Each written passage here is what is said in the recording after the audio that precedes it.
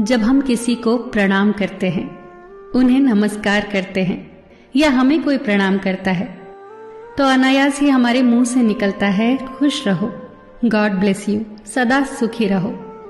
ये जो प्रणाम के उत्तर में हमारे मुंह से निकलते हैं ना, ये कोई साधारण शब्द नहीं है। ये दुनिया के सबसे कीमती शब्द हैं। आजकल हम इन बातों को महत्व देना बंद करते जा रहे हैं, पर यकीन मानिए, जो प्रणाम के जवाब के रूप में आशीर्वाद हमें मिलता है या हम किसी को देते हैं, वो 100% चमत्कारिक शब्द होते हैं, बेशकीमती शब्द होते हैं। एक बहुत प्यारी कथा कहने जा रही हूं। महाभारत का युद्ध चल रहा था।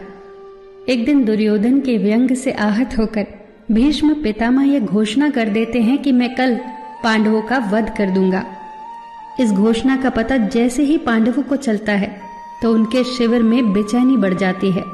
सभी को भीष्म पितामह की क्षमताओं के बारे में पता था, इसीलिए सभी अनिष्ट की आशंका से परेशान हो जाते हैं। तभी श्री कृष्ण द्रौपदी से कहते हैं, तुम अभी मेरे साथ चलो।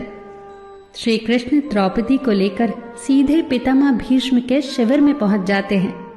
श्री कृष्ण स्वयं तो शिविर के बाहर खड़े हो जाते हैं, पर वो द्रौपदी से कहते हैं कि अंदर जाकर पितामह भीष्म को प्रणाम करो।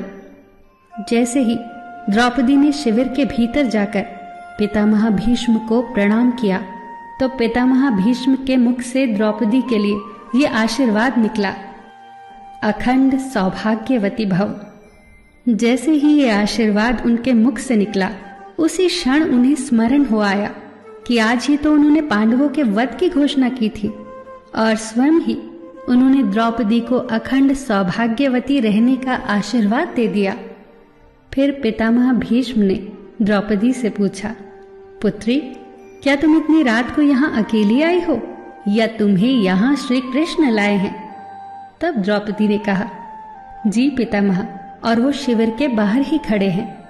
शिविर से बाहर निकलकर दोनों ने एक दूसरे को प्रणाम किया और पितामह भीष्म ने कहा, मेरे एक वचन को मेरे ही दूसरे वचन से काटने का काम केवल कृष्ण ही कर सकते हैं।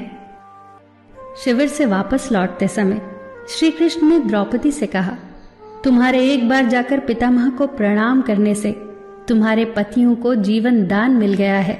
अगर तुम प्रतिदिन भीष्म, धृतराष्ट्र, द्रोणाचार्य आदि को प्रणाम करती होती और दुर्योधन, दुशासन आदि की पत्नियां भी पांडवों को प्रणाम करती होती, तो शायद इस युद्ध की नौबत ही न आती।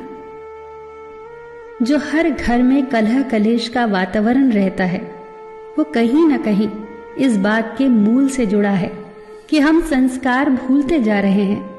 हम जाने अनजाने अपने बड़ों की उपेक्षा करने लगे हैं। याद रखना कि हर चीज पैसे से खरीदी नहीं जा सकती, और ये भी याद रखना कि हर बात का जवाब गूगल से नहीं मिलता। उसके लिए बुजुर्गों के पास भी बैठना पड़ता है।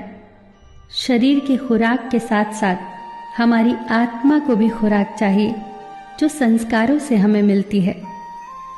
हम भूलते जा रहे हैं आशीर्वाद के महत्व को। आशीर्वाद एक कवच की तरह होता है, जो हर बाधा से हमारी रक्षा करता है। कितनी सुंदर बात कही है किसी ने। प्रणाम अनुशासन है, प्रणाम शीतलता है, प्रणाम आदर सिखाता है, प्रणाम से सुविचार आते हैं, प्रणाम झुकना सिखाता है, प्रणाम क्रोध मिटाता है, प्रणाम आंसू धो देता है, प्रणाम अहंकार मिटाता है, प्रणाम हमारी संस्कृति है। आप सभी को मेरा सादर प्रणाम। फिर मिलेंगे दोस्तों अगली वीडियो के साथ। तब तक के लिए अपना ख्याल रखना और हमेशा मुस्कुराते रहना।